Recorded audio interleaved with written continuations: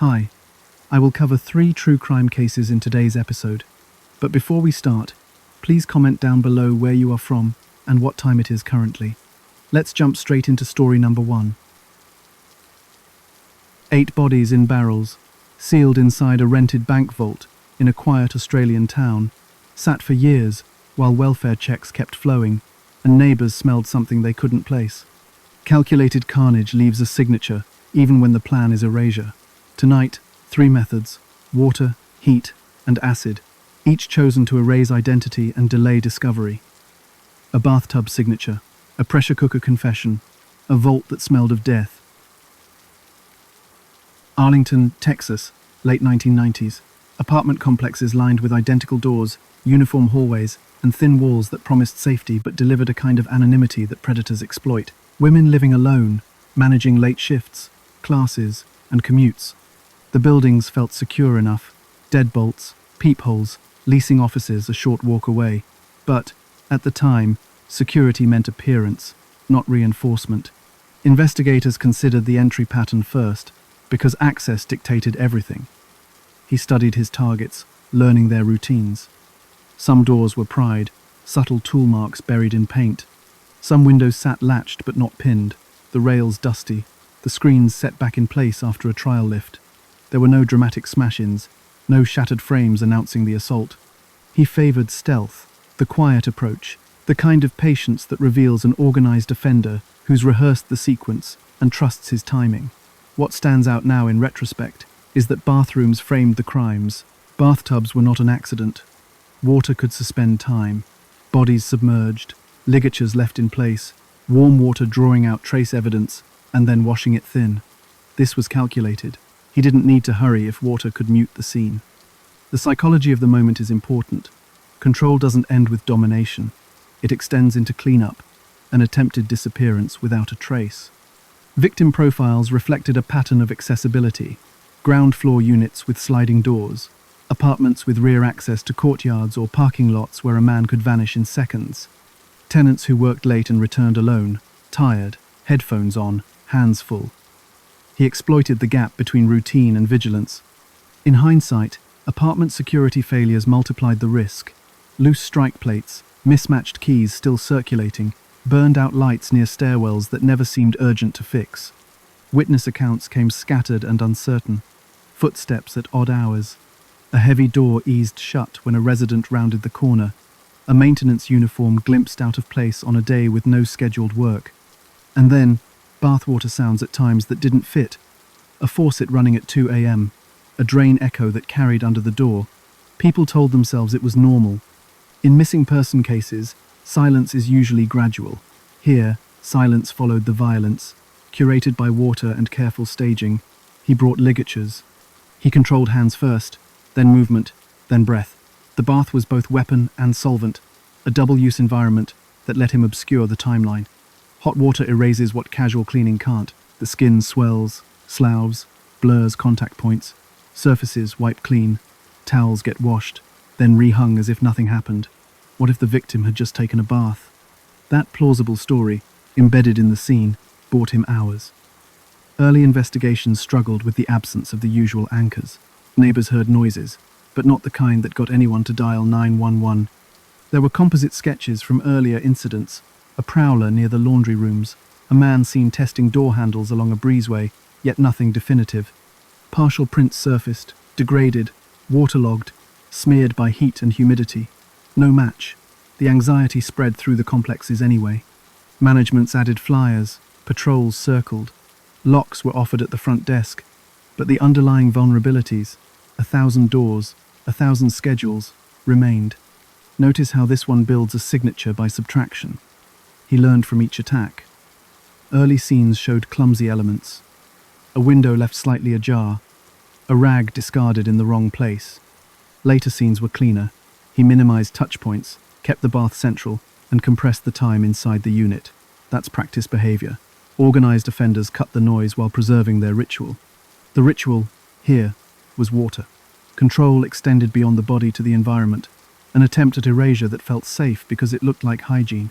The victims' lives deserved the same precision. They were students and professionals, young women who managed routines in a city that sold convenience as safety. They moved through well-lit parking lots and checked in with friends. Their vulnerability wasn't about carelessness. It was about an offender who studied architecture and schedule, and a system that underestimated how quickly a silent entry could end a life. The chilling mystery isn't how he got in, it's how long he felt comfortable staying. Investigators considered whether he posed as maintenance or security, but the timeline suggests he relied more on pattern than disguise. Still, some witnesses mentioned a man in uniform near back stairwells. Others described a brief knock followed by silence, then a door's deadbolt engaged from the inside. Was he testing reactions? Was the knock just a coverage tactic, something to explain his presence if confronted? In hindsight, small consistencies kept repeating. Towel placement that didn't fit the tenant's habits, shampoo bottles lined up with unusual precision, bath mats flipped to the dry side. Those are staging behaviors. They erase chaos. They create a false normal. The pattern here is calculated erasure. He trusted water to dissolve what would otherwise incriminate him. But here's the twist. DNA would wait years before it spoke. Even water-saturated evidence can hold a profile when preserved and retested with better methods. The victim's stories, submerged and silenced in those bathrooms, would eventually surface in a lab's fluorescence, and the quiet confidence he had in the bath as a tool of disappearance would unravel. Waterlogged rooms greeted investigators, bright bulbs reflecting off porcelain, steam stains ghosting the upper tiles. The bath would still be warm in some cases, a detail that scrambled the clock. On counters, surfaces looked wiped, not scrubbed raw, but enough to blur latent prints into unusable smears. Floor towels felt damp, then cool, a hint that someone had stayed longer than the attack demanded. Drain strainers carried a film of residue, skin cells, hair fragments, thinned by heat and movement. It looked clean at first glance. It wasn't. Forensic work depends on anchors, time of death, cause of death, sequence of events. Hot water softened those anchors. Prolonged immersion can flatten lividity patterns, and when bodies are moved within hours, the pooling of blood no longer traces the original position. Autopsy teams faced edema, slippage, and blurred trauma margins. Ligature marks remained, but the edges lost definition. The killer understood this, not as a pathologist, but as a patient observer. He learned that heat distorts, that moisture delays odor, that steam can lift trace powder from tile grout. Bleach appeared in whispers, not floods. A faint sting in the nose, a color shift in certain fiber patches, a clouded steel fixture that should have shined. Diluted bleach is a paradox. It degrades DNA, yet it also signals interference. The psychology of the moment is important. He wanted the room to read as ordinary bathing, not industrial cleanup, so he used just enough, trusting the water to spread it thin, to make the scent deniable. Someone must have cleaned the tub yesterday. The silence extended to prints. On one window rail, partial friction ridges, distorted by a damp finger dragged through dust. On a doorknob, pressure transfer without definable minutiae. Condensation is an enemy of clarity. Investigators lifted what they could, documented the rest, and moved to fibers and hairs. Even there, the bath fought back. Hair shafts saturated with surfactant lost root bulbs, the DNA-rich section that tells you who. And yet, for all this, microtraces persisted in corners that water forgot. Delayed discovery compounded everything. Victims who lived alone went unseen for days. Bathtub cooling curves can only narrow a window, not pinpoint a minute. Neighbors, hearing water at odd hours, wrote it off. Building staff, following protocol, performed wellness checks with caution, adding another set of hands, another set of footprints, into an already fragile environment. In hindsight, small overlooked consistencies, shower curtains rehung too precisely, bath mats positioned with the label edge showing, hinted at staging, but early on, they read as tidy habits.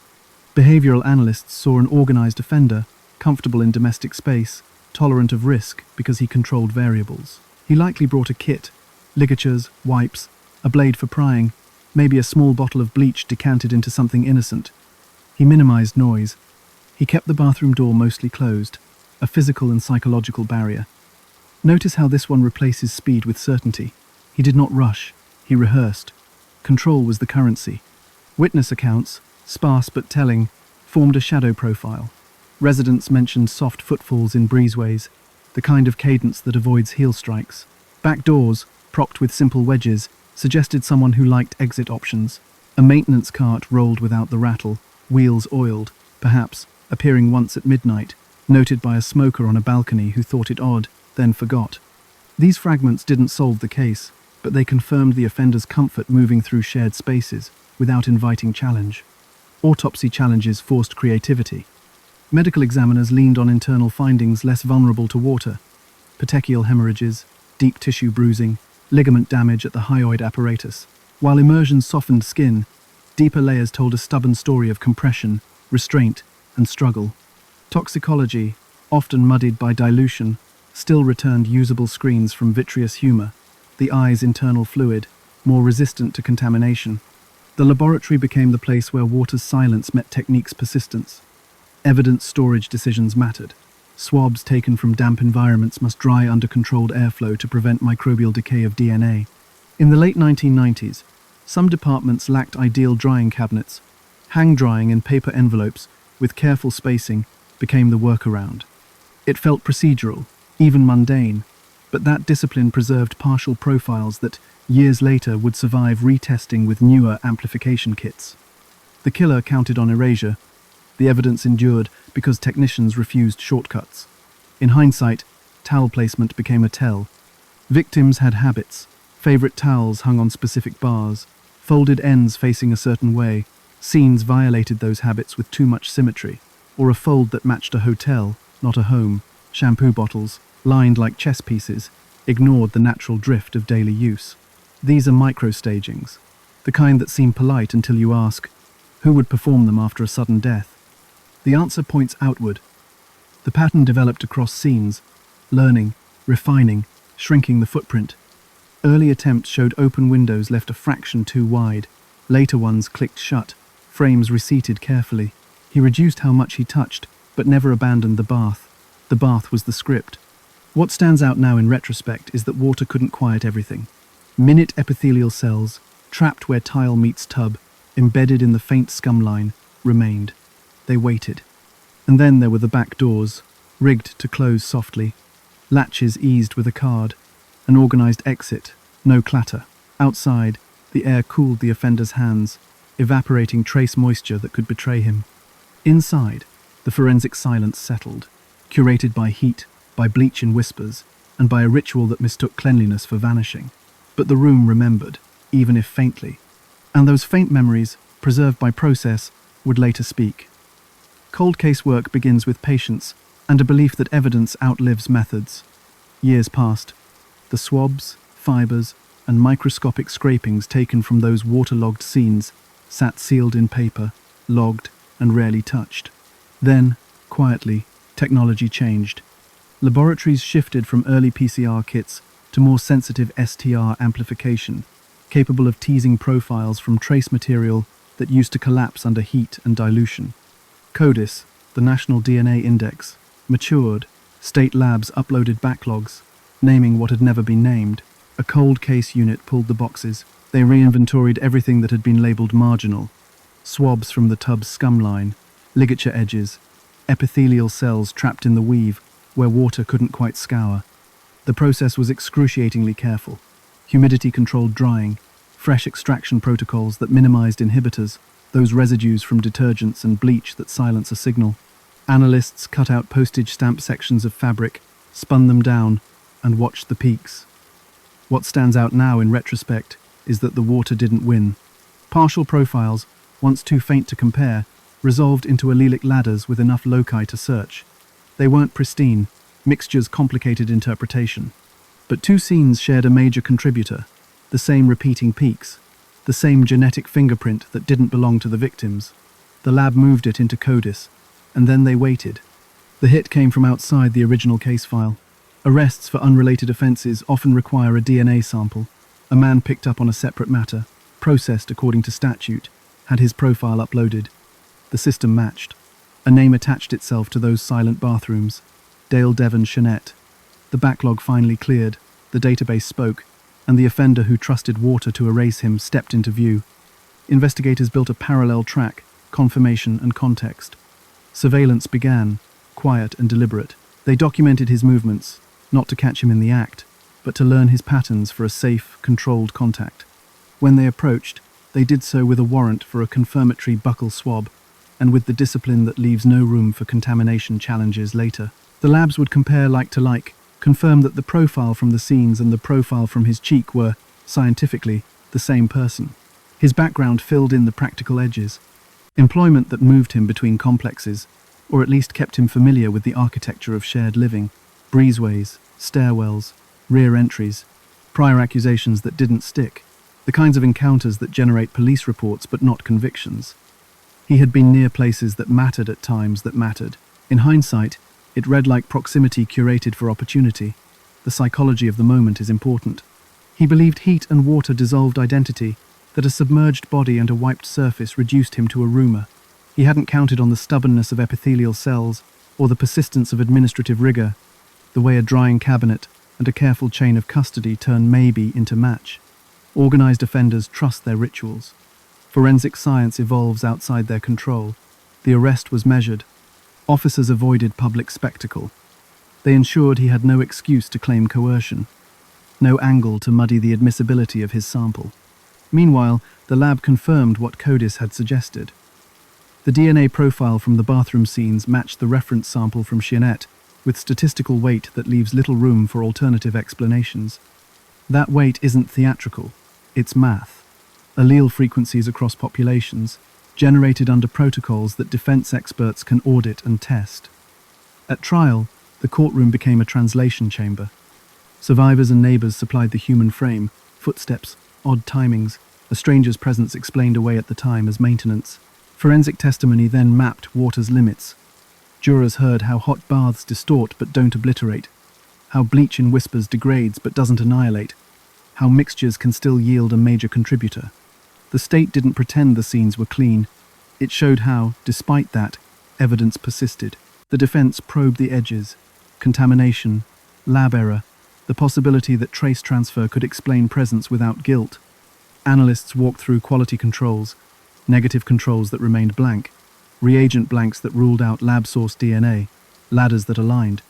They explained stochastic effects, drop out and drop in, so the jury understood why a partial still counts when it aligns across multiple loci in multiple exhibits. The cumulative effect was simple. Water delayed, it didn't erase. And yet, for all this, the most human moment came from motive by method. The bath wasn't a frenzy, it was control. It extended dominance past the assault, into the minutes and hours after, giving him time to rearrange, to stage, to leave a room that lied about what had happened. That ritual, believing cleanliness equals disappearance, tied him to every scene it touched. Convictions followed. Murder counts anchored by the DNA matches, with additional incidents probed as the profile linked previously isolated files. Sentencing reflected both the brutality and the calculation. Two axes the law weighs heavily. Victim impact statements restored names and routines to the narrative, reclaiming space from the offender's attempt at erasure. What stands out now is the inversion. He counted on water, the lab counted on procedure. He curated silence. Technicians curated evidence. His control dissolved in fluorescence, in peaks and ladders that speak a universal language. And the pattern we've been tracing, calculated erasure meeting forensic persistence, was no longer theory. It had a name, Devon Scheanette. Courtrooms slow everything down. The pace turns deliberate, the air controlled, the stakes clarified by procedure. For Devon Scheanette, the weight of the DNA, the survivor accounts, and the consistent staging across scenes converged into convictions for capital murder. Jurors saw not just acts of violence but a pattern, rehearsed and refined, that used water as a weapon and a veil. In Texas, that combination, brutality tethered to calculation, carries a specific consequence. Sentencing moved with a grave rhythm. Prosecutors laid out aggravators, the nature of the attacks, the invasion of the home, the cruelty embedded in prolonged control. Mitigation, when presented, focused on upbringing and stressors, but the jury, confronted with the careful erasure, found the aggravation eclipsed whatever mitigation could offer. The verdict, capital punishment, reflected the law's emphasis on intent and method. The families spoke, not theatrically, but plainly. Daily routines altered forever, bathrooms that felt unsafe for years, a home space converted, by memory, into a site of fear. Victim impact statements served a critical function. They reasserted identity. Names, jobs, small details, favorite coffee orders, class schedules, the way a stack of books had been left by a couch, returned the victims to full personhood. In crimes built around erasure, that restoration matters. The court became a place where the offender's control ended and the narrative returned to those who'd been silenced. Post-trial, appeals focused on familiar lines, DNA interpretation, lab procedures, jury instructions. Appellate opinions upheld the verdicts, noting that cross-corroboration across scenes, combined with careful forensic stewardship, supported reliability. The science that carried the case wasn't flashy. It was incremental. Proper drying, sealed envelopes, retesting under improved kits, reproducible results reviewed by independent analysts. And yet, for all this, the more human truth persisted. He trusted cleanliness to equal absence. It didn't. Prison records show a life shrunk to routines. Incarceration removes variables. The very variables he exploited in apartment complexes. Access, timing, unobserved movement. The organized offender, stripped of environment, loses the field where he practiced mastery. Execution, when it arrived, followed protocol, notifications, witnesses, a timeline fixed by statute. Some families attended, others declined. Closure is an unstable word. What they got was certainty. Community response moved along 3 tracks: grief, adaptation, and reform. Apartment managers re-examined locks, added longer strike plates, reinforced sliding doors with bars instead of decorative latches. Lighting audits became policy, not suggestion. Tenant associations circulated checklists about window pins and secondary locks. Police departments increased nighttime, patrols in breezeways and stairwells, not just parking lots. None of it guaranteed safety, but it closed the easy paths he used, those quiet corridors between seeming security and actual access. Investigators went back through unsolveds. They scanned for bathrooms, for water used as cover, for towel placements that read wrong in hindsight. Some cases gained attention, but never reached the evidentiary threshold. That's the hard edge of erasure. Not every scene holds enough to speak years later. The open question lingers. How many attacks remain unlinked, given the water and the silence? Analysts flagged patterns, preserved files, and left room for future tools, because forensic science keeps moving. Why bathtubs? Control, decontamination, and time. The bath extended his presence beyond the assault, letting him manipulate the clock. It masked sounds. Running water covers movement, drains explain footsteps. It altered the scene's chemistry, heat, and diluted bleach degraded DNA without shouting, "clean up." The bathroom compressed the crime into a single, manageable stage, with tile that wipes, fixtures that shine, towels that can be rearranged to simulate routine.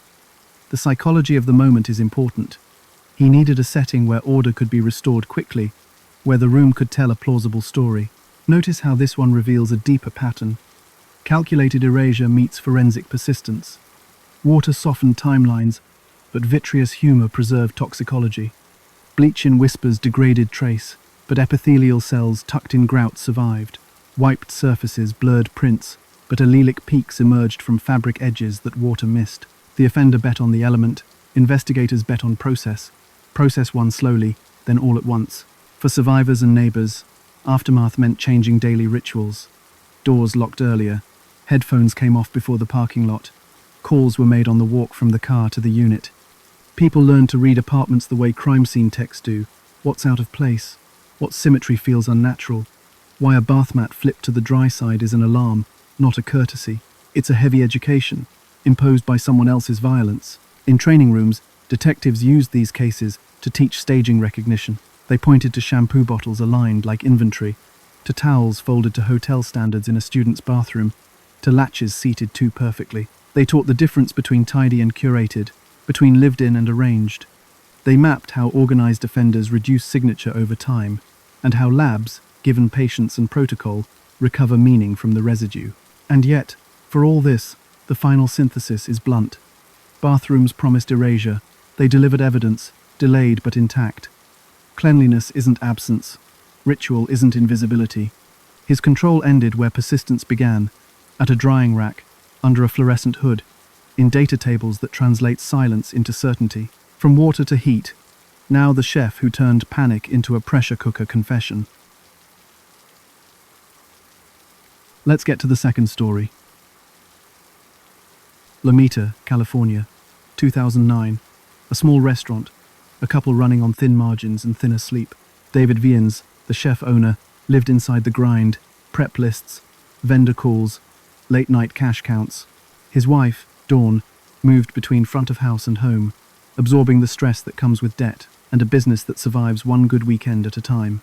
At the time, their arguments blended into the soundtrack of the kitchen, pans, fans, and raised voices softened by the hiss of steam. Then she vanished, not with a car left on a roadside or a frantic early morning call, but with a quiet absence that extended by the day. The missing person report lagged. He said she had left after a fight, that she struggled, that she might have gone to sort herself out. Friends heard shifting stories. She ran off. She called from somewhere up the coast. She would be back. In hindsight, the variability mattered more than the words. Investigators considered credibility against timing. When someone close disappears, the simple questions decide the first moves. Who reported it? When? And why the delay? He showed up at the restaurant, took deliveries, and told staff she had stepped away. But the practical details, her phone gone silent, bank activity flatlining, hinted at a different reality. If she had left, where were the routine signatures of a life in motion? Stress at the restaurant spiked. He talked about money, about pressure, about tempers. Control dynamics surfaced in fragments. He favored structure, managed schedules tightly, and disliked surprise. The psychology of the moment is important. In small kitchens, control is a survival strategy, but it can calcify into domination. When that control is threatened at home, some offenders try to reassert it with force, then look for a method to erase the aftermath. The break in this case came not from a carefully planned interview, but from panic. In 2011, when attention focused hard on Dawn's absence and investigators leaned in, David fled to a cliff. He jumped. He survived. In a hospital bed, with injuries that framed the moment, he spoke. The confession was clinical in tone, unnervingly detailed. He said they had argued, that he restrained her with tape, that she stopped breathing, and that he panicked. He said he used a large pot. He said pressure, heat, and salt. But here is the twist. The method sounded impossible, until the specifics aligned with his access and habits. A chef knows volume, heat management, and time. He has industrial pots, burners that hold a steady simmer, and a workspace accustomed to transforming tough materials into something that breaks down. He described slow cooking as disposal, a procedural erasure framed in culinary language. He did not say body, he said it. He did not say dawn, he said stock, render, and grease. Investigators considered motive along 4 lines: rage during the argument, control reasserted when she resisted, desperation over finances and exposure, and concealment once he realized death had occurred. What stood out was the fixation on method. He returned to process, to heat curves and timing, as if technique could substitute for remorse. It reads like cognitive distancing, turning a person into a problem into a task into a recipe. Friends and staff supplied a timeline. There were statements about late nights at the restaurant when no service ran, about trash runs at odd hours, about grease traps cleaned more thoroughly than usual. Phone records placed him in predictable zones: home, restaurant, short supply trips. Purchase histories flagged bulk salt and heavy-duty liners. None of it proved what he described, but the lattice formed, each strand weak alone, strong together. The disappearance's public face fractured under small contradictions. He mentioned a call from her after she had supposedly left, but cell site data put her phone to sleep. He suggested she had taken cash. Bank records showed stillness. He described her habits in the past tense before anyone had confirmed she was gone.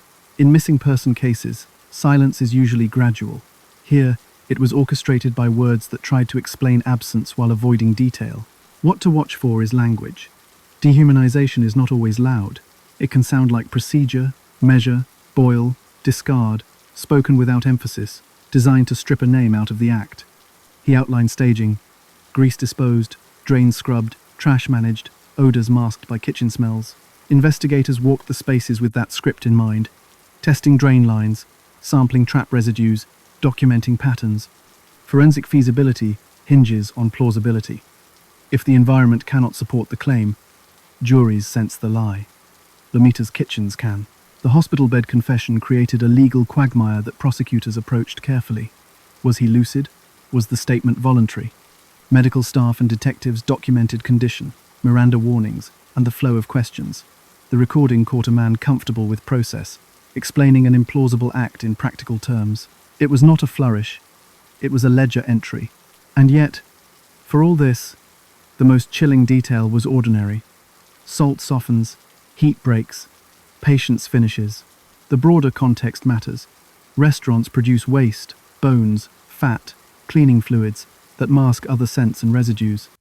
Industrial sinks and long drain runs make detection harder days later. If remains were rendered and mixed with grease, then removed with trash, the absence of a body becomes the center of the case. No body prosecutions lean on admission, consistency, and a web of corroboration. The confession, here, was the spine. The environment supplied ribs. In the end, the disappearance hardened into a narrative. A fight, a restraint that crossed into homicide, and a chef who applied kitchen logic to a crime, believing that heat could finish what panic started. The psychology of the moment is important, he thought. Method could erase identity. It did not. It only changed the search. What happened next remains shrouded. The body was never recovered. But the story, detail by detail, settled into place. He claimed a method that sounded clinical, almost procedural. A large stockpot, water brought to a controlled simmer, coarse salt, and time measured in hours, not minutes. He did not describe frenzy. He described technique. In kitchens, collagen yields under steady heat. Connective tissue surrenders when held just below a boil. He leaned on that principle, translating culinary science into disposal. Notice how this one shifts from morality to mechanics. He reduced a person to a process. Forensic feasibility lives in the details. Heat denatures proteins, ruptures cells, and can fragment DNA strands to the point where standard amplification fails. Salt accelerates osmosis, drawing fluids out, softening tissue. In an industrial pot, lid on, steam condenses and returns, conserving heat and odor. A back kitchen, after closing, offers privacy, noise cover from fans, and drains built for volume. What stands out now in retrospect is that his access, not his imagination, made the claim plausible. He outlined the removal of fat, rendering that produces a greasy layer. In kitchens, excess fat gets skimmed, poured into buckets, and binned or filtered. If an offender mixes biological remains into grease waste, he is counting on the stream to carry it out of sight. Grease traps, trash, dumpsters, haulers. Grease traps, however, tell stories. They collect heavier residues at bends and in baffles. Investigators sampled these collection points, looking for traces of human tissue, lipids with unusual markers, or microscopic bone fragments that survive heat. Staging began with cleaning like you mean it, but not like a homicide. He spoke of bleach, but in kitchens, bleach is everywhere. The difference is pattern. Overcleaning in specific zones, floor drains, the trench by the line, the mop sink, signals targeted concern. Drain patterns matter. If a viscous mixture went down, the splash radius is tight, the sidewalls show a haze, the trap basket holds a film that does not match routine service. Investigators documented these zones under alternate light sources that make organic residues fluoresce, in seams, not just on surfaces. He compartmentalized. He said he worked in intervals, returning to the pot between tasks, adjusting heat, checking reduction, like a braise. That cadence allowed normal life to continue around the act, answering calls, closing tabs on the POS system, stepping outside to smoke, then returning to stir. Compartmentalization is a coping mechanism. It turns horror into steps you can complete. The psychology of the moment is important. He framed it as kitchen work, because kitchens were where he still felt competent. Witnesses remembered odd combinations. A closed kitchen with burners on late. A metallic, fatty smell at hours when service had ended, masked by citrus cleaner and fried food residue. A trash run that happened twice in a night, the second time without the usual clatter, as if weight had been balanced carefully. Staff noted that grease service came sooner than scheduled, that drums looked emptier than expected or, paradoxically, heavier with an opaque layer. These accounts did not prove the act, but they aligned with the method he described. Phone and purchase records threaded into the staging. bulk salt acquired outside typical ordering cadence, heavy-duty contractor bags in a size the restaurant did not usually stock, a mop head replaced early. None of it is sensational. All of it is cumulative. Forensic technicians also walked the wastewater path, inspecting cleanouts, photographing junctions where solids settle. If bone was present, even calcined by heat, microscopic shards could lodge in bends. The absence of such fragments does not exonerate. Heat and salt can reduce down to sludge, but the presence would have been a bell. He spoke about drains like a man who has battled clogs. He knew what moves, what sticks, what smells. That language, confident and procedural, distances the speaker from the act. He did not call it a body. He called it material. He did not say disposal. He said cleanup. Dehumanization through vocabulary is common in organized offenders. It is anesthesia. It keeps the mind from confronting what the hands are doing. In hindsight, the rhetoric is as probative as the chemistry. Investigators considered alternative staging, that he lied about cooking, to make the crime seem impossible to reconstruct, therefore impossible to prosecute. But the environment supported his access to do exactly what he said. The pot existed. The burners held simmer. The timeline had stretches of privacy. The drains connected to traps large enough to collect what heat did not break down. What stands out is that feasibility does not mean certainty. No body remained. The state had to build around process. Odor control became a focal point.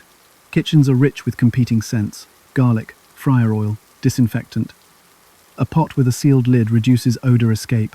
A cracked hood pulls the rest. If neighbors did not complain, it is because the baseline smells were already high. He counted on that camouflage. He also counted on routine waste pickups to move the problem away. But routine leaves records, manifests, invoices, service logs. Investigators subpoenaed those, matching dates to his stated timeline. His personal routine turned into ritual. Clockwork tasks comforted him: stir, skim, drain, rinse. He spoke of sleep in snatches, of setting a timer, of waking to check the pot. That is not just staging. That is a mind trying to maintain control after it has lost it decisively. He reorganized a chaotic reality into a sequence of small, solvable steps. In a kitchen, solvable steps are how you survive the rush. Applied here, they become a chilling mirror.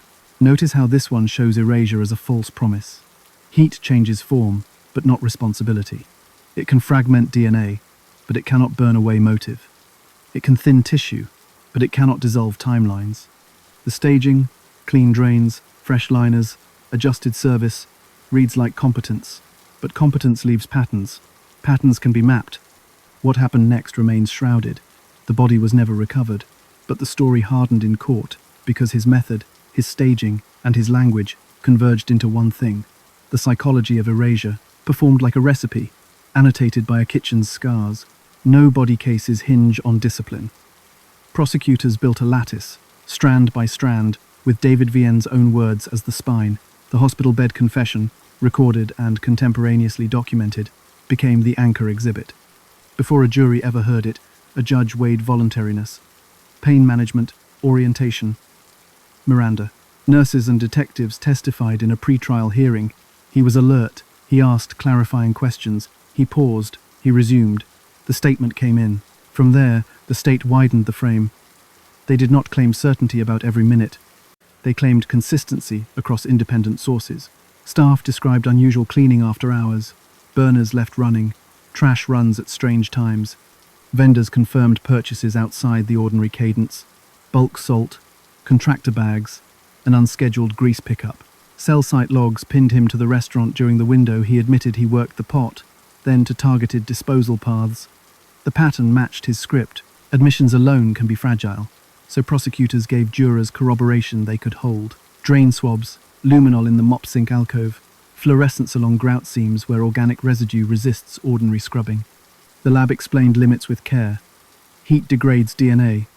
These samples were largely uninterpretable, but the presence of persistent biological traces, in places his routine did not usually saturate, supported abnormal activity.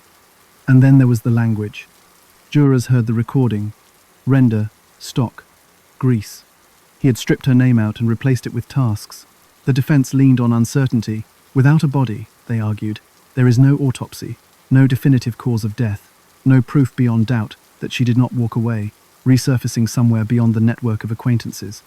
They attacked the confession: shock, pain, possible confusion, suggestibility. They offered alternative narratives, exaggeration under stress, a macabre fantasy designed to end the questions, an impossible method said to provoke disbelief. And yet, for all this, feasibility kept pulling the case toward plausibility. On cross, detectives conceded what they could not know. That concession built credibility. They did not overstate fluorescence. They did not claim they had found bone shards. They said the environment fit the method, the timeline fit the routine, and the defendant's words fit the environment. Jurors trust restraint. Forensic experts clarified why DNA might fail after prolonged simmering and salt exposure. Strand breaks, inhibitors, thermal degradation. They drew an analogy: a cassette tape left in a hot car until the ribbon warps.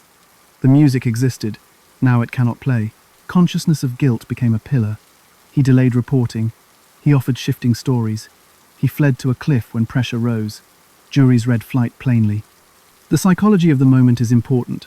People under investigation panic in different ways, but confession followed by procedural detail is different than an incoherent outburst. He knew pot sizes, burner output, the cadence of stirring a stock overnight.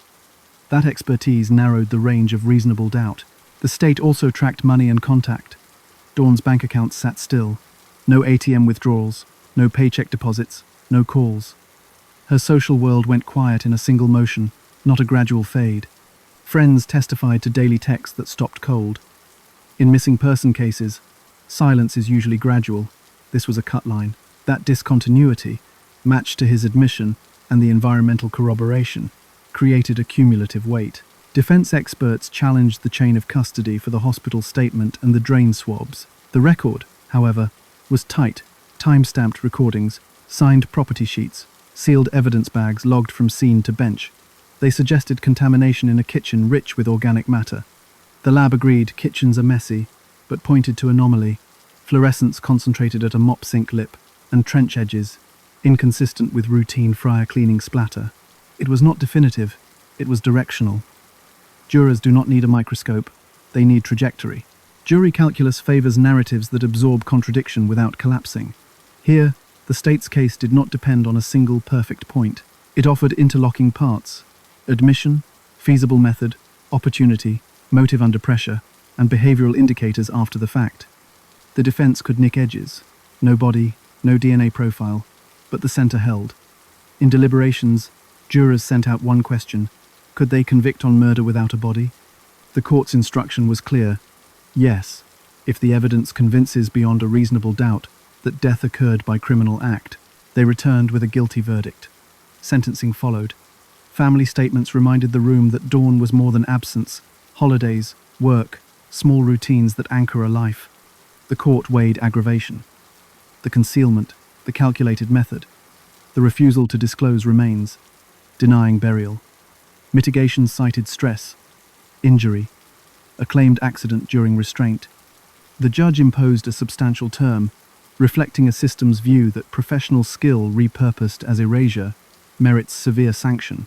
Afterward, the case entered training manuals as a template for no-body prosecution. Key lessons: document the confession's context exhaustively, map feasibility with the environment, avoid overclaiming weak science, and highlight consciousness of guilt without theatrics. What stands out now is the pattern we have been tracing: professional competence converted into a method of disappearance. And yet, for all this, residue remains: records, routines, words. Heat promised erasure. The law assembled what heat could not destroy: consistency. Let's get to the third and last story. South Australia, the 1990s. Small towns ran lean, factories had closed, and whole streets felt suspended between unemployment offices and discount supermarkets. In that vacuum, certain men spoke loudly, promising order. John Bunting was one of them. He moved through backyards and lounges with a confident, punishing morality, naming enemies, inventing categories, and turning suspicion into a social glue. The psychology of the moment is important. When institutions feel far away, A voice that promises protection can sound like salvation, even when it hides cruelty. He did not begin in Snowtown. He built a circle in the northern suburbs around Adelaide, Elizabeth, Salisbury, places where rental houses changed hands often, and neighbours minded their business. Robert Wagner, solid and compliant, absorbed Bunting's ideology and methods. Mark Hayden, older and conflict-averse, became the practical helper: transport, storage, excuses. And then there was James Vlasakis, a teenager drifting between unstable homes, desperate for belonging. Bunting offered a room, meals, and a role. What happens when belonging requires participation? The rhetoric wore a mask of vigilantism. Bunting railed against paedophiles and grubs, his term for anyone he defined as corrupt or deviant, often gay men, often the vulnerable, often people whose lives could be rewritten without many witnesses objecting. He cultivated a crusade aesthetic: lists pinned to walls, names underlined, threats rehearsed as jokes. But here's the twist. Targets were not chosen by evidence. They were chosen by availability, by personal grudges, and, increasingly, by access to income and identity documents.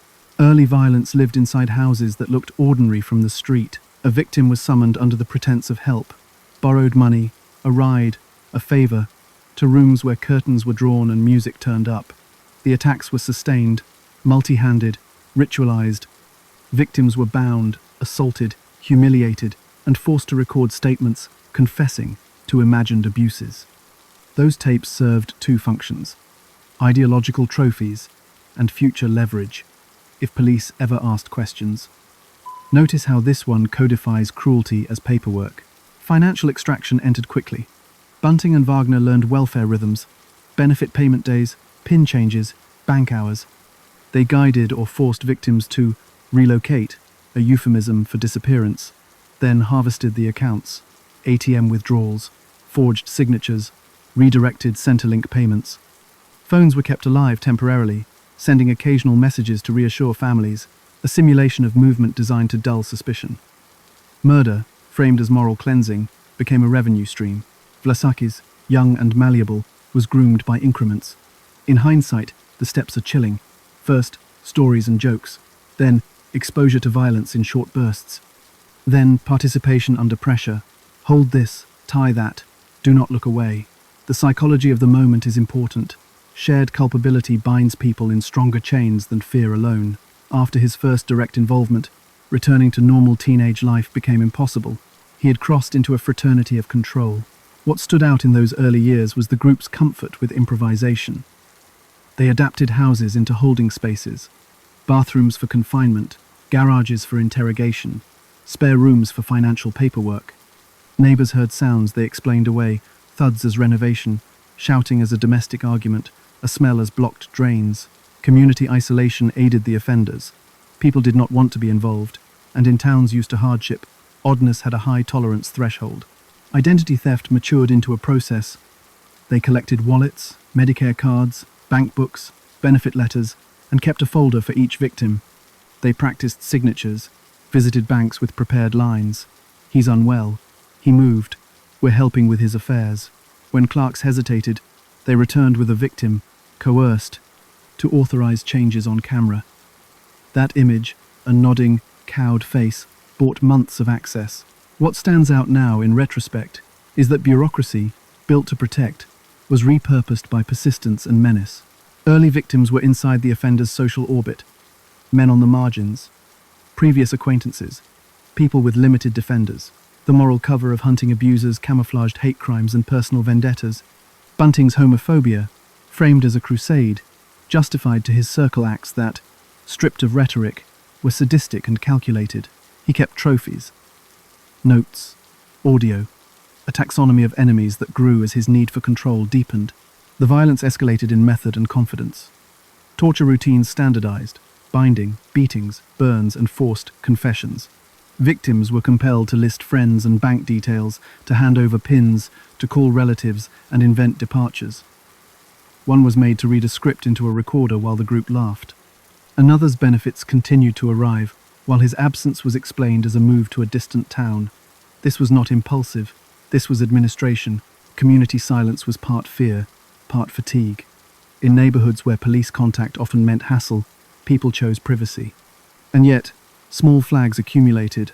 Sudden house clear-outs, pets left behind, mail piling while text messages claimed travel. In hindsight, each flag looks obvious. At the time, they looked like the churn of precarious lives. For Bunting, control had to expand to sustain itself. He did not just remove people, he erased their footprint, absorbed their income, and harvested their identities.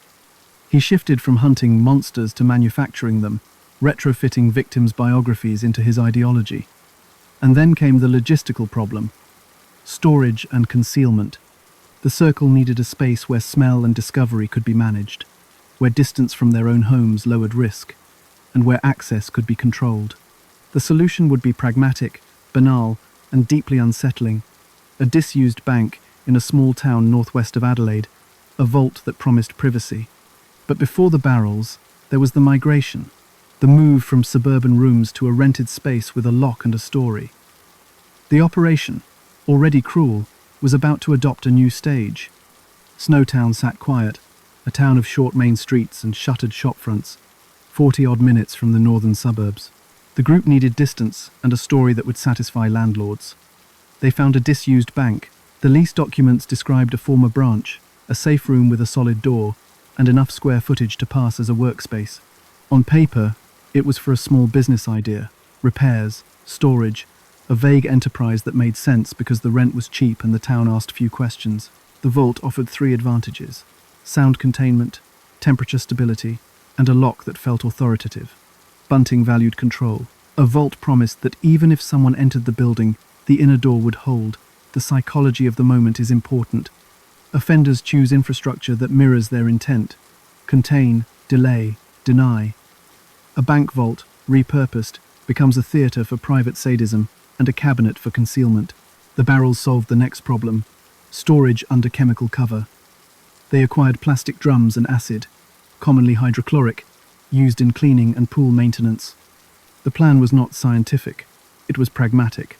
Acid, in the offenders' minds, dissolved identity and smell.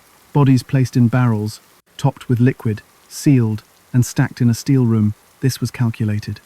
The acid's reality is mixed. It softens tissue, it does not make matter vanish, but the belief in erasure drove the method. They moved operations in stages. Victims were brought under pretexts: help, money, a ride, to a town where eyes did not recognize them. Inside the vault, the ritual continued: binding, assault, forced confessions on tape, financial extraction. Death followed, then placement into barrels.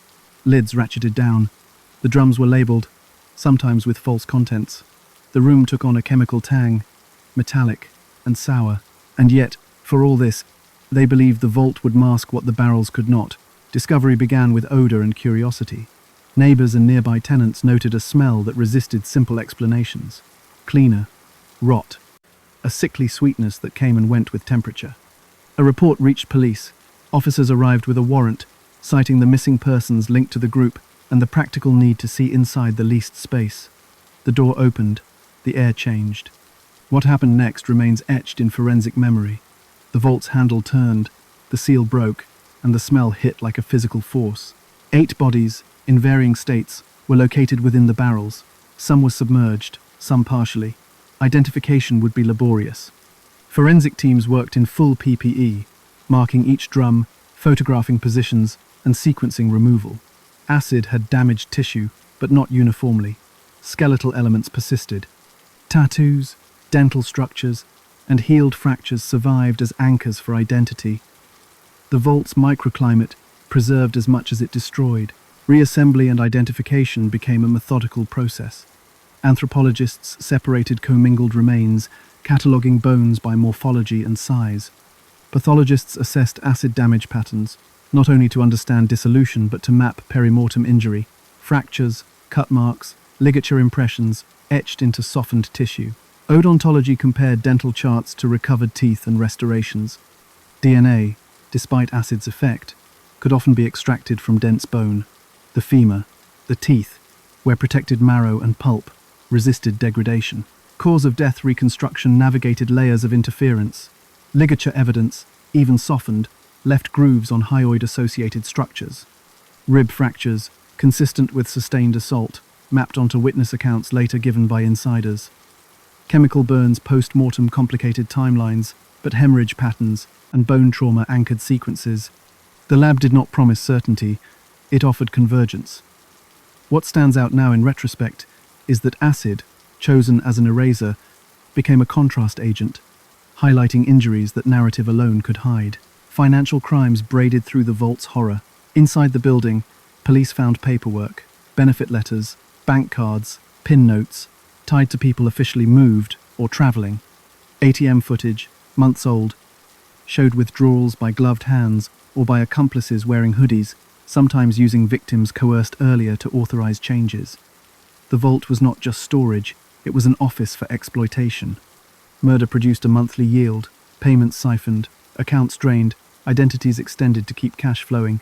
The pattern clarified. Murder as revenue stream, bureaucracy exploited to prolong erasure. Centrelink systems, built to automate support, became quiet lifelines for killers who understood that a steady deposit disguises the absence of a living body. They forwarded mail, answered calls, sent terse texts from stolen phones. Each administrative success brought another week in which the barrels remained uninspected. What ultimately cracked the structure was not a single heroic clue. It was accumulation. Odor complaints met missing persons overlaps. A leased bank with a locked room met a defendant's history of violent rhetoric and a known circle of vanished acquaintances. When the vault opened, the case shifted from suspicion to inventory. Names returned. Identities, stripped in life and stored under chemical promise, were restored through stubborn forensic work. And yet, for all this, loyalty inside the group held longer than expected, because money kept coming. As withdrawals thinned and attention rose, insiders faced a choice: deepen participation or talk. One would talk. Before that testimony dismantled the ideology, the vault had already spoken. The barrels were an archive of calculated control. The acid, a failed editor. The smell that neighbors could not place made sense. The erasure had never been complete. Bunting's psychology centered on dominance wrapped in certainty. He spoke as if ambiguity itself was corrupt, as if hesitation proved guilt. That posture gave him license in his own mind, and it recruited people who needed direction. He curated a worldview where cruelty read as duty. The psychology of the moment is important. When someone defines reality loudly enough, others borrow that voice to steady their own doubt. Robert Wagner fit as the enforcer. He did not question, he executed. When Bunting escalated, Wagner matched the intensity, holding, binding, and delivering pain on command. Mark Hayden became logistics, the car, the storage, the pretexts, and when fear rose, he defaulted to compliance. Each man's role insulated the others from a full picture. But together they formed a closed loop where dissent had no space to form. James Vlasakis arrived at the edge of that loop and was pulled inward. Grooming began with meals and jokes, moved to stories about enemies, then to rooms where violence occurred in controlled bursts. He was praised for small obediences, punished with silence when he hesitated. What stands out now in retrospect is that belonging, not money, was the hook at first. He wanted approval. Bunting converted that need into complicity. Control expressed itself through ritual. Victims were forced to record confessions. Their words fed back to them as evidence of their own destruction. That audio did not just serve as sadistic memorabilia, it converted ideology into documentation. If police ever came, the group could present the tape as context, a grotesque reversal where a coerced script posed as proof of righteousness. Notice how this one turns paperwork into a weapon. Torture routines standardized. The rooms were prepared, music high, curtains drawn, cords and tape staged where hands would reach without fumbling. Burns, beatings, strangulation interrupted and resumed, humiliation tailored to whatever Bunting said the victim was. He fixated on labels, grub, rock spider, slurs that flattened identity and justified escalation. The pattern grew efficient: prolonged assault, forced disclosures of pins and contacts, then death, then financial harvest. Identity theft scaled into a pipeline. Once a victim moved, accounts were redirected, benefits continued, and money flowed. Lists hung in kitchens, bank hours, withdrawal limits, dates to call and check in. They practiced signatures and coached answers, how to pass a bank clerk's questions, how to sound casual on the phone. When a clerk hesitated, a coerced appearance was arranged to satisfy proof of life, each nod buying weeks of quiet extraction. Community silence was not simple apathy. It was fear, stigma, and distance from oversight. Neighbors heard fighting and smelled chemical tangs, but reporting meant contact, and many had their own reasons to avoid that. Rural and suburban edges blur accountability. Services are thin, police response slow, and reputations travel. People measured risk, then chose to stay small. The offenders exploited that calculation. Manipulation extended to neighbors and acquaintances. Bunting presented himself as a fixer. He would help you move, watch your kids, repair a car. That debt created leverage. Later, he would ask for a favor that crossed a line, pick up cash, deliver a message, say you saw someone who had already vanished. Each favor recalibrated the helper's boundaries, making the unthinkable a little more ordinary. The psychology of the moment is important. Complicity is built, not demanded. In hindsight, small flags dotted the landscape, sudden moves explained by thin stories. A man selling furniture cheap, then disappearing, pets left behind. Benefits still hitting accounts while travel texts went to relatives at odd hours. ATMs in distant suburbs, logging withdrawals days after a supposed relocation. Isolated, each detail looked like life's churn. Seen together, they testified to a machine.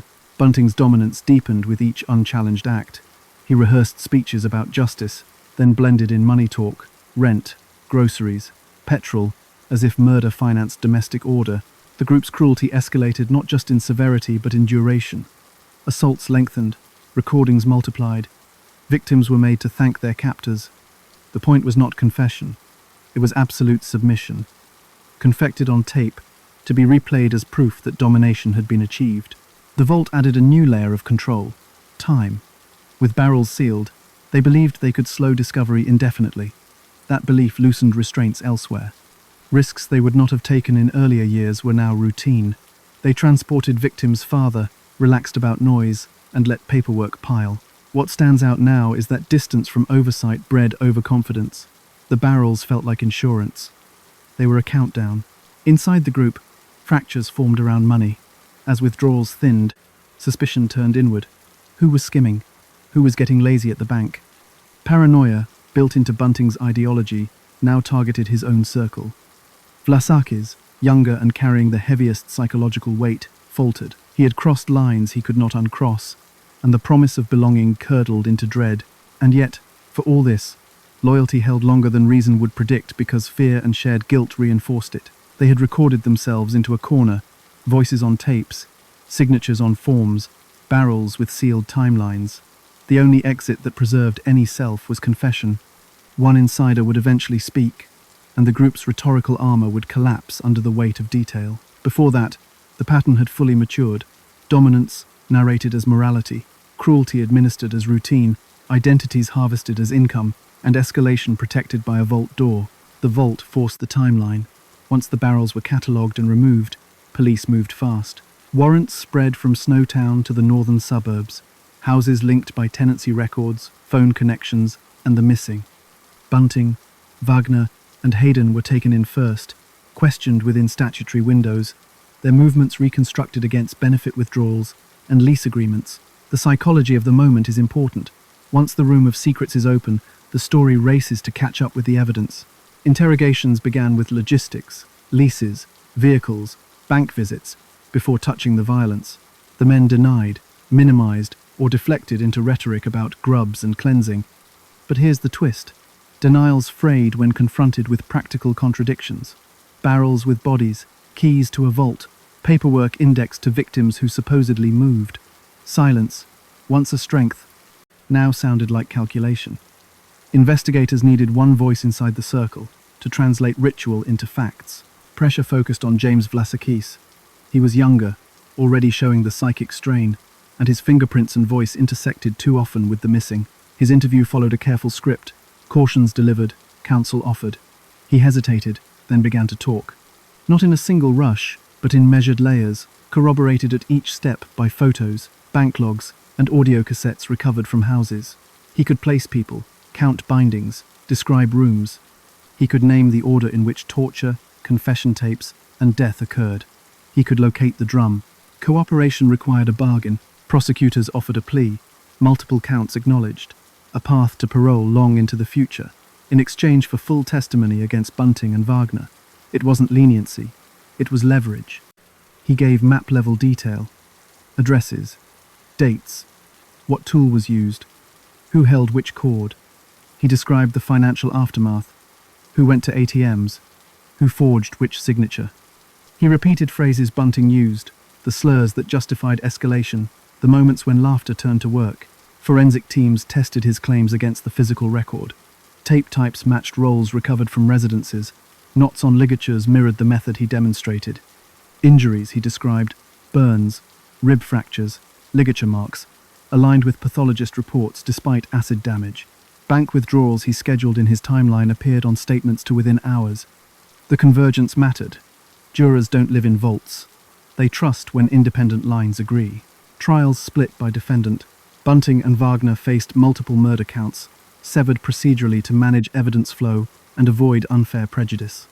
Hayden faced assisting charges, and later, murder counts tied to participation. Courtrooms closed for some exhibits. The law protected jurors and witnesses from gratuitous cruelty while preserving the record. The judge policed relevance. Graphic audio, the coerced confessions, was admitted with warnings, contextualized by expert explanation of coercion and group control.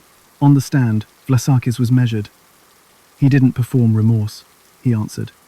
Defense counsel attacked from 3 angles: self-preservation, suggestibility, and contamination by media. Why trust a participant seeking a deal? Why believe memories formed under trauma and retold under pressure? The prosecution answered with scaffolding. Every critical point he made stood on a physical or financial beam. He didn't float. He fit. And yet, for all this, the human weight was in the pauses, when he described recording a victim, then switching off the tape. Experts mapped the group dynamic. A forensic psychologist explained dominance hierarchies, how ideology reduces cognitive dissonance, how dehumanizing labels anesthetize cruelty, how shared guilt cements silence. A criminologist outlined murder for gain, the pattern where financial extraction coexists with sadism. Bank officials walked jurors through protocols that were exploited, PIN resets, proof of life thresholds, the way a coerced appearance can short-circuit suspicion, at least for a while. Pathologists testified carefully about cause of death amid acid interference. They leaned on protected structures, hyoid and thyroid cartilage, rib and sternal fractures, perimortem hemorrhage in deep tissue. Anthropologists detailed reassembly, chain of custody, and the logic for attributing bones to individuals. DNA analysts explained why dense bone yields profiles where soft tissue fails, and how matches linked remains to family reference samples. The science didn't sensationalize, it persisted. Bunting's defense floated vigilantism without naming it, insinuations that some victims were monsters, that the accused did what authorities wouldn't. The court shut it down. Relevance rests on acts, not slurs.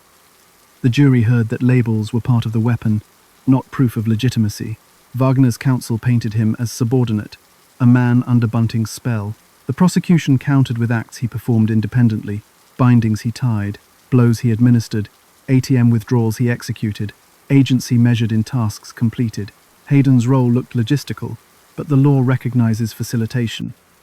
He leased, he transported, he stored. He knew enough to fear discovery while continuing to help. His trial emphasized knowledge. When did he realize the barrels held bodies? When did he hear the tapes? His answers wavered. The jury read that wobble as consciousness of guilt. Convictions stacked. Bunting and Wagner received multiple life sentences with non-parole periods that functionally meant never leaving prison. Appeals challenged evidentiary rulings. Admission of tapes. Scope of expert testimony. Jury directions on accomplice evidence. Appellate courts affirmed, citing overwhelming corroboration and careful trial management. Hayden's outcomes varied across counts, but the record fixed his complicity within the architecture of storage and silence. Victim dignity returned in closing phases. Names were read, identities restored, families allowed to speak to the void the barrels tried to fill with chemical denial. The court made space for the people beneath the paperwork. Sons, brothers, friends whose benefits had been harvested as if money could replace breath. What stands out now in retrospect is that the system, slow and procedural, rebuilt personhood from bones, banknotes, and testimony. The pattern synthesis closed the circle for jurors and for the public record. Ideology plus profit, staged as vigilantism, executed as serial murder for gain. The vault dramatized control, but it also preserved rebuttal, evidence that survived acid, audio that betrayed intention, finances that timed the killings. Three elements, dominance, documentation, and income, interlocked. And when one insider finally spoke, detail by detail, the structure collapsed under its own administration. Three elements, three promises that failed. Water promised cleanliness, heat promised transformation, acid promised dissolution. Each offender believed a medium could convert violence into absence. The pattern here is that erasure, treated as a technique, collided with systems designed to notice residue, physical, financial, and procedural. Start with water. In the bathrooms, Scheanette curated hot baths, softened skin, blurred edges on ligatures, and washed away visible blood. He relied on delayed discovery and routine domestic cleaning as camouflage. But water's chemistry has limits. Epithelial cells, protected in grout seams and fabric weaves, persisted. Vitreous humor preserved toxicology. Partial friction ridges, distorted by condensation, still signaled human touch. Forensic persistence isn't loud, it's stubborn. His ritual conflated shine with silence. The room looked clean, the data didn't. Heat, in Viens' kitchen, was imagined as an industrial reset. He framed disposal as cooking, a translation of culinary knowledge into a procedure meant to unmake identity. Salt, simmering, time, he thought technique could outpace detection. Yet heat leaves a different residue. Drain films fluoresce. Service logs timestamp unusual cleaning. Purchase records speak in dates and quantities. Confessions, in procedural language, freeze intent. Even when DNA fragments under prolonged heat, context reassembles. The access, the timeline, the waste path. He tried to turn a person into material. The record turned material back into motive. Acid, inside Snowtown's vault, symbolized finality. Barrels promised storage under chemical cover, a sealed archive that could wait out curiosity. But acid is uneven. It softens soft tissue, not bone. It stains, it etches, it preserves in the negative. Anthropologists reading commingled remains could still sort individuals. Pathologists could still map injury through protected structures. The vault's stability, chosen to hide, also stabilized evidence. Bureaucracy, exploited for income, mapped the deaths onto bank calendars. Murder funded by benefits creates a monthly fingerprint that outlasts chemical burns. Notice how this one traces a single belief across three methods. Control survives the act. The offender's extended domination into the aftermath. Water let one reorganize a scene. Heat let another choreograph hours. Acid let a group store consequences behind a door. Control continued as staging. And yet, for all this, systems built on repetition, lab protocols, payment cycles, surveillance routines, court patterns the offenders couldn't curate. Forensic countermeasures evolved differently in each case, but they rhymed. In the bathrooms, evidence survived because technicians honored basics. Dry swabs properly, avoid plastic that sweats, retest when technology advances. In the kitchen, investigators mapped feasibility against infrastructure, pot size, burner output, grease trap volumes. They didn't promise DNA, they promised plausibility, anchored to records. In the vault, science met scale. Anthropology to separate, odontology to anchor identities, dense bone DNA to link remains to families. The lesson is procedural humility. Use what the environment allows, don't overclaim, let convergence do the work. Psychologically, each medium served as anesthesia. Water implied cleanliness, reframed as order restoring itself. Heat implied craft, framed as a task that a professional could finish. Acid implied certainty, framed as chemistry erasing history. The offender's language exposed that anesthesia. Scheanette's room spoke tidiness. Viens spoke stock, render, skim. Bunting's circle spoke of grubs, translating people into categories fit for disposal. Dehumanization isn't just motive, it's method. It licenses the hands, it edits the memory, and it selects the tool. Systemic failures threaded through the openings each offender exploited. Apartment security lagged, locks that failed, breezeways unlit, windows with easy pry points. Social isolation and poverty widened Snowtown's hunting grounds, neighbors reluctant to report, benefits dependent on distant bureaucracies, slow to flag anomalies. In Lamita, the private back-of-house world shielded an offender whose competence masked urgency. The pattern isn't blame, it's context. Environments with thin margins make manipulation easier to stage, but environments also accumulate consistencies. In the apartments, towel symmetry and shampoo bottle grids read as staging, once linked across scenes. In the kitchen, a mop sink lip that fluoresced and a grease pickup out of sequence read as concern disguised as routine. In the vault, paperwork filed in neat stacks beside barrels read as a ledger that monetized disappearance. The pattern here is that small, repeated details defeat grand erasures. Viewed together, water, heat, and acid form an illusion of progress. Each step appears to move evidence farther from recovery. In practice, each step produces new surfaces for trace, new logs for auditors, new timelines for analysts. Water moves cells. It also pushes them into corners that labs know to sample. Heat fragments DNA. It also aligns with purchase histories and labor rhythms that juries trust. Acid damages tissue. It also preserves bones and reinforces a chain of custody narrative that feels undeniable. So why did each method feel safe to the perpetrator? Familiarity. Bathrooms are intimate, controllable. Kitchens are domains of expertise. Vaults are symbols of protection. Each man chose a stage he understood. That confidence narrowed imagination about how detection works. They misread the scope of modern forensics, and they underestimated the power of accumulation, how multiple weak signals, synchronized, create a strong conclusion. The synthesis lands simply. Erasure fails when small consistencies accumulate. Tiles hold cells, ledgers hold dates, bones hold stories. The elements these offenders trusted became the very media that carried their signatures forward. Waterlines, heat schedules, acid etching. Control ended where persistence began. Illusion of mastery begins at home. Bathrooms, kitchens, and vaults are domestic or institutional spaces that promise predictability. Offenders seek predictability because chaos exposes them. The psychology of the moment is important. If the environment feels like a tool belt, control feels inevitable. Scheanette trusted tile because tile cleans. Viens trusted steel pots because steel obeys heat. Bunting trusted a vault door because vaults do not argue. Water, heat, and acid also offer a sensory logic that flatters the mind. Water makes surfaces shine. Heat reduces and concentrates. Acid fizzes, smokes, and appears to eat away. Those cues create the illusion that the past is dissolving in front of you. But here's the twist. Sensory logic isn't evidentiary logic. Shine isn't absence. Reduction isn't disappearance. Dissolution isn't erasure. The senses, satisfied, tell the offender a story that the record will later deny. Time management sits at the core of these choices. Each method buys hours while looking like routine. Baths run for a reason, neighbors won't question. Stock simmers overnight in kitchens worldwide. Fans mask sound. A locked room in a leased space signals business, not concealment. Control after the act becomes a schedule. Fill, heat, stir, clean, lock. The steps soothe, not just because they're effective, but because they're familiar. Familiarity suppresses panic, and panic is what leads to mistakes that leave conspicuous trace. Cognitive distancing follows. Language frames reality. Scheanette staged cleaning, not crime.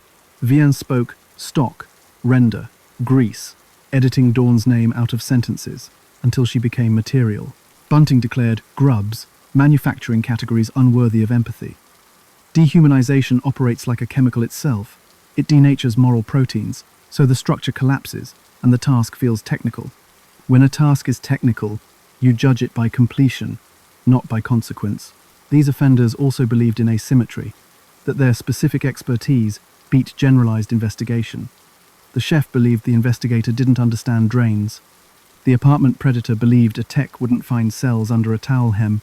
The self-styled vigilante believed bureaucracies were too slow to cross-reference benefits, leases, and disappearances. That belief contains a kernel of truth. Systems are slow, but slow isn't blind. Slow accumulates. Accumulation defeats improvisation. Access shaped the methods. Scheanette had mobility across complexes, so bathrooms offered repeated, controllable stages. Viens had pots, burners, grease service, so heat became a disposal narrative. Bunting had recruits and distance, so a leased vault turned violence into a project management problem he thought he'd solved with acid. Each offender mistook access for immunity. Access only decides which surface will record you. There's also the seduction of reversibility. Water can be drained, a pot can be scrubbed, a vault can be shut. Reversibility signals control, the sense that you can return a scene to neutral. Organized offenders crave that reset button. But the world is adhesive. Grout grips, traps retain films, paper clings to timelines. What looks reversible to the eye remains irreversible to the ledger and the lab. Ritual hardened these choices. Repetition lowers cognitive load. The more you repeat a staged act, the less you feel it. Scheanette reduced signature over time, moving from overt cleanup to subtler alignment. Viens rehearsed steps, stir, skim, pour, until the language of cooking insulated the fact of death. Bunting's crew standardized torture and paperwork because sameness quieted doubt. Ritual paints over uncertainty. It also paints a trail. What stands out now in retrospect is the offender's misreading of risk. They optimized for the scene, not for the system. Scene risk asks, will anyone see this now? System risk asks, will multiple weak signals converge later? The psychology of control answers the first and ignores the second. It's comforting to fix a room. It's harder to imagine being undone by a bank calendar, a fluorescent haze at a mop sink lip, or allelic peaks from an old swab. Finally, each method carried a promise of privacy. Bathrooms are intimate by design. Kitchens are back of house. Vaults are engineered secrets. Privacy feels like protection, but it also concentrates evidence within boundaries investigators can map. A small room defines corners to swab. A drain defines a path to follow. A vault defines an inventory. Control selected containers. Containers became diagrams. So why did these methods feel safe? Familiar tools, sensory reassurance, time purchased in quiet increments, language that anesthetized conscience, and access that masqueraded as impunity. The offenders counted on what they could see and touch. Investigators counted on what could be measured and repeated. In that contest, the repeated wins.